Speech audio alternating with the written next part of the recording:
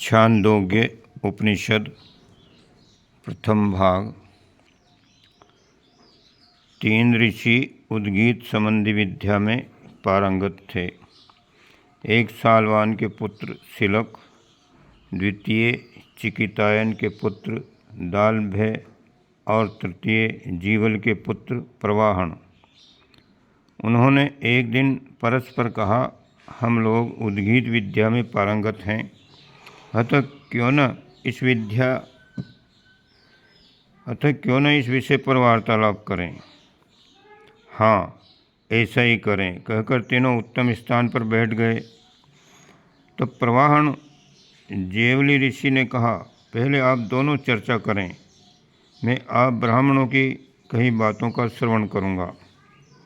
तब सिलक सालावत्य ने दालभय चेकितान से कहा, यदि आज्ञा हो तो मैं प्रश्न करूं? दालभय ने कहा, अवश्य करो। शाम की गति आश्रय क्या है? सिलक ने पूछा। दालभय ने उत्तर दिया, स्वर। फिर प्रश्न पूछा, स्वर की गति क्या है? दालभय ने कहा, प्राण।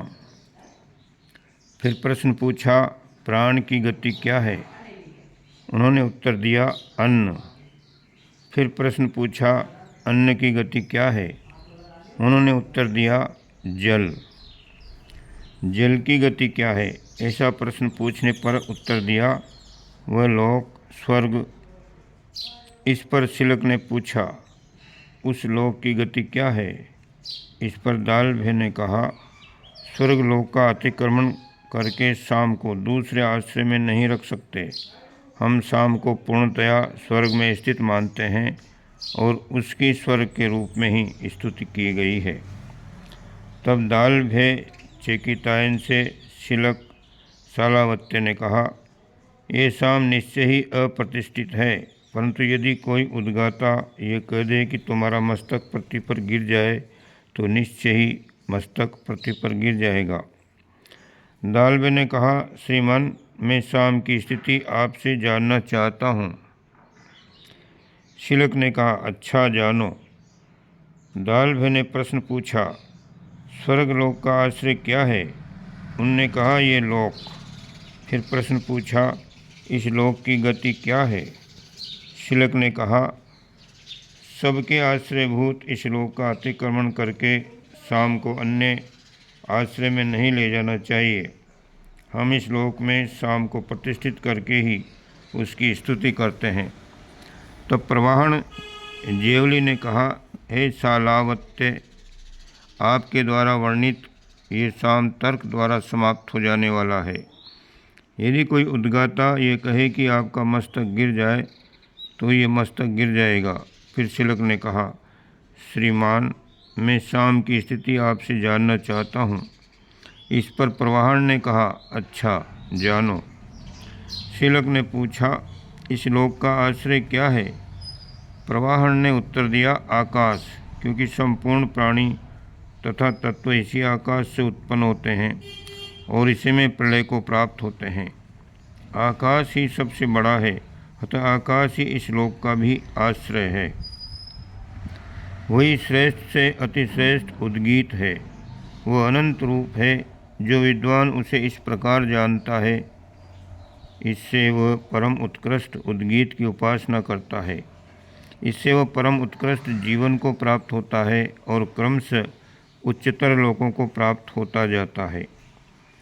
अति धनवा शौनक ने इस उद्गीत उपासना के तत्व को उदर सांडिल्य से व्यक्त किया। जब तक आपकी प्रजा इस उद्गीत यानी प्राणों को ऊपर श्रेष्ठता की ओर तरंगित करने की विधा को जानती रहेगी, तब तक उसका जीवन इस लोक में उत्कृष्ट से उत्कृष्टतर होता जाएगा। परलोक में भी वह श्रेष्ठतर होता जाएगा। इस प्रकार जो विद्वान उद्गीत के इस रहस्य को समझकर उपासना करता है, उसका जीवन इस लोक में श्रेष्ठतर होता जाता है तथा परलोक में भी उसे श्रेष्ठतर स्थान प्राप्त होता है। 10वां खंड। एक समय ओलों की वृष्टि के कारण कुरुदेश की खेती विनिष्ट हो गई। उस समय इब्भे ग्राम में चक्र ऋषि के पुत्र उषस्थि अपनी अल्पवयस्क पत्नी के साथ बड़ी दीन अवस्था में रहने लगे थे। एक दिन उषस्थि ऋषि ने अत्यंत भुने उड़द खाने वाले एक महावत से भिक्षा मांगी। तब उसने कहा, इन झूठे उड़द के सिवाय मेरे पास और कोई अन्न नहीं है, बस इसी पात्र में उड़द रखे हैं। उषस्थि ऋषि ने कहा, इन्हीं में से मुझे दे दो। तब महावत ने उड़द देते हुए कहा, इन्हें खाकर आप जल भी पी लें। उषस्थि ऋषि ने कहा, इस जल को पीने से मुझे झूठा जल पीने का दोष लग जाएगा। महावत ने पूछा, क्या ये उड़द झूठे नहीं हैं? उषस्थि ऋषि ने उत्तर दिया, इन्हें खाए बिना मैं जीवित नहीं रह सकता था, परंतु जल तो मुझे कहीं भी मिल सकता है। उषस्थि ऋषि ने उनमें से एक भाग खाकर दूसरा भाग ले जाकर अपनी पत्नी को दिया। वो पहले ही बहुत सी भिक्षा प्राप्त कर चुकी थी, तो उसने उस उड़द को लेकर रख दिया। तत्पश्चात प्रातःकाल शैया त्यागने के बाद उषस्थि ऋषि ने अपनी पत्नी से कहा, मुझे कहीं से थोड़ा सा अन्न प्राप्त हो जाता तो उसे खाकर मैं निर्वाह के लिए धन प्राप्त कर लेता। यहाँ समीपस्थ राजा यज्ञ करने वाले हैं, वे मुझे संपूर्ण ऋत्विक कर्मों के लिए वर्ण कर लेंगे। उषस्थि ऋषि की पत्नी ने उनसे कहा, हे स्वामिन, ये आपके दिए हुए उड़द रखे हैं, इन्हें आप खा लें। उषस्थि ऋषि ने उन्हें खाकर उस विशाल यज्ञ में गए। वहाँ वे स्तोताओं के स्थान पर जाकर उनके समीप बैठ गए और प्रस्तोता से बोले, हे प्रस्तोतः, जिस देवता के प्रति स्तुति करते हो, यदि उसे बिना जाने आप स्तुति करेंगे तो आपका मस्तक गिर जाएगा। इसी प्रकार वे उद्गाता के पास जाकर बोले, हे उद्गात, जिस देवता के प्रति उद्गीत गान करते हैं, उसे बिना जाने यदि उद्गान करेंगे तो आपका मस्तक गिर जाएगा। इसी प्रकार उन्होंने प्रतिहर्ता के पास जाकर कहा, हे प्रतिहर्ता, जिस देवता के प्रति आप प्रतिहरण करते हैं, उसे बिना जाने यदि प्रतिहरण करेंगे तो आपका मस्तक गिर जाएगा। ये सुनकर प्रोस्तोता, उद्गाता आदि अपने अपने कर्मों से विरत होकर बैठ गए। यदि कोई व्यक्ति केवल रटे हुए ज्ञान के आधार पर श्रेय पाने का प्रयास करते थे तो तत्वज्ञ ऋषि इस प्रकार की आन यानी शर्त रखकर उनकी गहराई की परीक्षा लेते थे। वे भी तत्वज्ञ के आगे अपनी सीमा स्वीकार कर लेते थे। 11 खंड। तब उषस्थि ऋषि ने यजमान राजा ने कहा, मैं आप पूज्य को जानना चाहता हूँ। इस पर उषस्थि ऋषि कहने लगे, मैं चक्र का पुत्र उषस्थि हूँ। तब राजा ने कहा, मैंने इन सब ऋत्विक कर्मों के लिए आपको खोजा था, परंतु आपके न मिलने पर ही मैं इन ऋत्विजों का वर्ण कर चुका हूँ। अब आप ही हमारे संपूर्ण यज्ञ कर्मों को संपन्न कराएं। उषस्थि ऋषि ने कहा, ऐसा ही हो। अब मैं इन्हीं प्रोस्ताता, उद्गाता आदि को प्रसन्नतापूर्वक स्तुति करने की आज्ञा देता हूँ, और आप जितना धन इन्हें दें उतना ही मुझे भी दे देना। तब राजा ने कहा, वैसा ही होगा। तब प्रोस्तोता उपस्थित ऋषि के समीप आकर कहने लगे, हे भगवान, आपने मुझसे कहा था कि हे प्रोस्तत, आप जिस देवता की स्तुति करते हैं उसे बिना जाने यदि स्तुति करेंगे तो आपका मस्तक गिर जाएगा। अब आप बताएं कि वह देवता कौन सा है। तब उषस्थि ऋषि कहने लगे कि वह देवता प्राण है। प्रलय काल में सभी प्राणी प्राण में ही प्रवेश कर जाते हैं और उत्पत्ति के समय ये प्राण से ही उत्पन्न हो जाते हैं।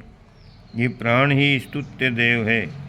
यदि आप उसे बिना जाने स्तुति करते तो मेरे वचन के अनुसार आपका सिर निश्चय ही गिर जाता। तदंतर उनके पास उद्गाता आकर कहने लगे, हे भगवान, आपने मुझसे कहा था कि हे उद्गात, आप जिस देवता की स्तुति करते हैं उसे बिना जाने यदि स्तुति करेंगे तो आपका मस्तक गिर जाएगा। अब आप बताएं कि वह देवता कौन सा है। तब उषस्थि ऋषि ने उत्तर दिया, वह देवता आदित्य है, क्योंकि ये संपूर्ण प्राणी उदीयमान सूर्य का ही गान करते हैं। यही देव उद्गीत से संबंधित है। यदि आप उसे बिना जाने स्तुति करते तो मेरे वचन के अनुसार आपका सिर निश्चय ही गिर जाता। उसके बाद प्रतिहर्ता उनके पास आए और कहने लगे, हे भगवान, आपने मुझसे कहा था कि हे प्रतिहर्त, आप जिस देवता का प्रतिहरण करते हैं उसे बिना जाने यदि प्रतिहरण करेंगे तो आपका सिर गिर जाएगा। अब आप बताएं कि वह देवता कौन सा है। इस पर उन्होंने कहा, वह देवता अन्न है, क्योंकि संपूर्ण प्राणी अन्न को ग्रहण करते हुए ही जीते हैं। अन्न देवता ही इस प्रतिहरण से संबंधित है। यदि उसे आप बिना जाने ही प्रतिहरण करते तो मेरे वचन के अनुसार आपका मस्तक गिर जाता। द्वादश खंड। इस खंड में 100 उदित का वर्णन है। कोश ग्रंथ के अनुसार 100 शब्द 100 वन का सप्त रूप है। 100 अर्थ होता है स्वान से संबंधित। यह अलंकारिक उपाख्यान है। स्वान शब्द सुन धातु से बने। सुन गतों के अनुसार स्वान का अर्थ गतिशील होता है। यहाँ 100 और अर्थ प्राण से संबंधित मान्यसी उपाख्यान का भाव स्पष्ट होता है। वर्णित कथानुसार सी पुत्र स्वाध्याय के लिए प्राकृतिक स्तर पर गए। वहाँ श्वेत यानी निर्मल निर्दोष स्वान यानी प्राण प्रवाह का उन्हें साक्षात्कार होता है। अन्य स्वान यानी इंद्रियादि के विकारों से ग्रस्त प्राण अपनी भूख का वध देकर उनसे अन्य के लिए उद्गीत गान करने को कहते हैं।